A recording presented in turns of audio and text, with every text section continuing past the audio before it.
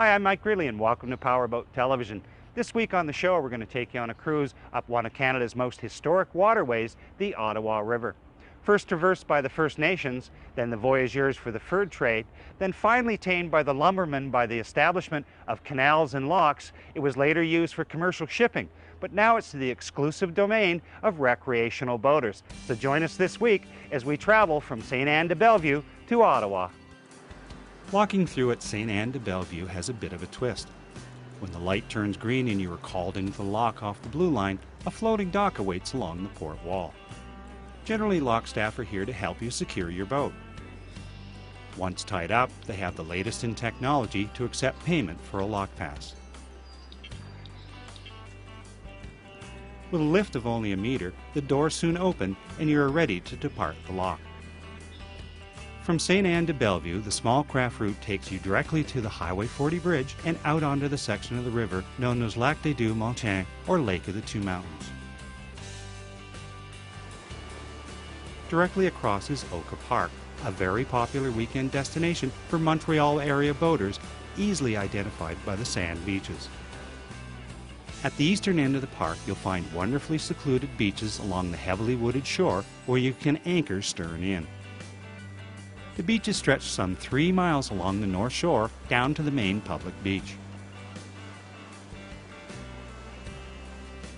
Heading upriver, just past Baie d'Oka, a prominent church steeple on Point Oka identifies the village of Oka. At Oka you will find Marina De Oak, one of the better marinas on the lower Ottawa River.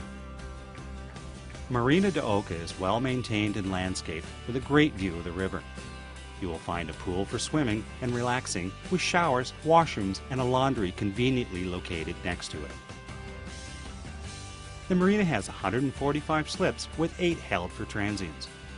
They can handle boats up to 36 feet and all docks are floating with 30 amp power and water.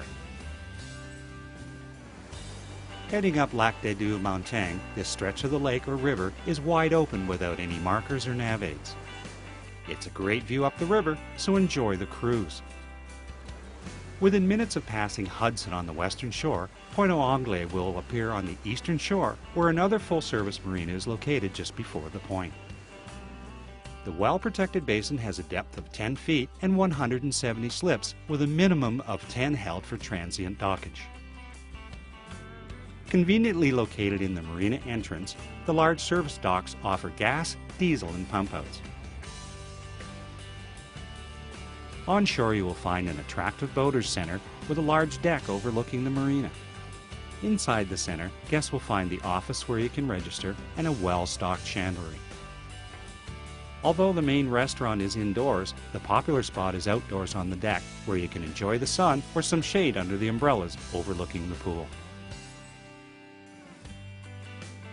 As the lake ends and as you reach Ile de Carillon, the route follows the shore of this island bird sanctuary.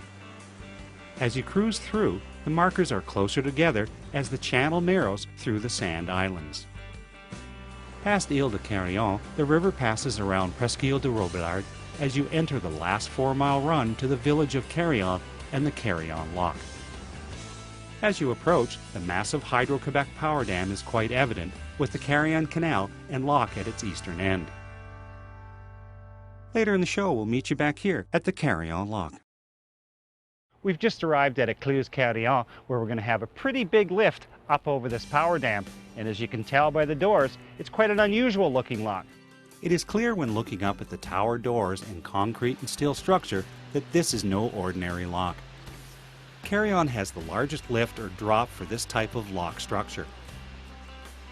It's quite a sight when the 200-ton guillotine gate rises to the open position. With the gates open and the light green, it's time to head in. Just like the lock at Ste-Anne-de-Bellevue, you will find a floating dock to tie to, this time to starboard.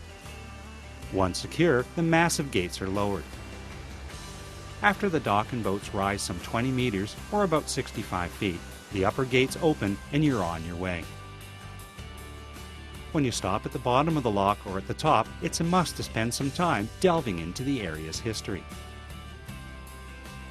Building of the lock and canals at Carillon and above on the river was carried out in 3 phases. The first was the canal and locks completed in 1830 to serve the military. 11 locks were required to transit the rapids from Carillon to Grenville, the remains of which are still visible. Exhibits covering the military history of the area can be found in the toll collector's house, along with the photos and displays that show the history of the canals, trading, lumbering, and steamships and commerce on the Ottawa River. In 1870, a second canal was constructed that eliminated many of the locks due to a dam that was constructed upriver from Carillon. This system remained in service until the completion of the Quebec Hydro Dam in 1963, which flooded the old canals and required the construction of the new guillotine-gated lock. In addition to wandering the grounds and visiting the toll collector's house, you can see the superintendent's house and some remains of the two previous canals. After locking through the Écluse Carillon, the small craft route hugs the wooded Quebec shore and is quite easy to follow, with only 4 lateral buoys in the entire 11-mile run to Hawkesbury. Just before Long Sault Bridge, you should be able to identify Golden Anchor Marine on shore, your only option here for fuel. A quiet spot to moor can be found in Confederation Park on Ile de Chanel. There is a small cafe and a public wharf that is over 200 feet long. From either docking spot, the center of town is just a short walk away. From the bridge at Confederation Park, follow John Street towards the impressive stone church dominating the intersection at Main Street. The downtown district starts here and heads west along Main Street, where you will find a variety of shops and restaurants.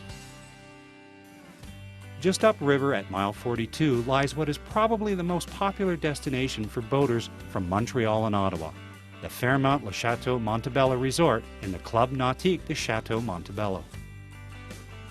Boaters staying in the marina are welcome to enjoy all of the resort's amenities, including the grounds, pool, and health club. From Montebello to Ottawa, the river wanders through miles of low-lying land and marshes, past sandbars and sand islands until you arrive in Ottawa. One of the first sights from the river is the Prime Minister's residence at 24 Sussex Drive. Just up from the residence is the first set of falls where the Rita River spills into the Ottawa River. Just below the Macdonald-Cartier Bridge is Rita Hall, the Governor General's residence. As you pass under the Alexander Bridge, first the Parliament buildings on Capitol Hill come into view, then the Rideau Canal flight locks and the Chateau Laurier. Well, that's the end of another day on the water that we've really enjoyed as the sun's come out, and we've arrived at our final destination, Ottawa, on the Ottawa River here, as you can tell by the Rideau Canal flight locks just behind us here. That's it for this week on the show, but next week join Mike Milne and the crew as they continue down the Rideau Canal, filming for the show and another one of our cruising DVD series.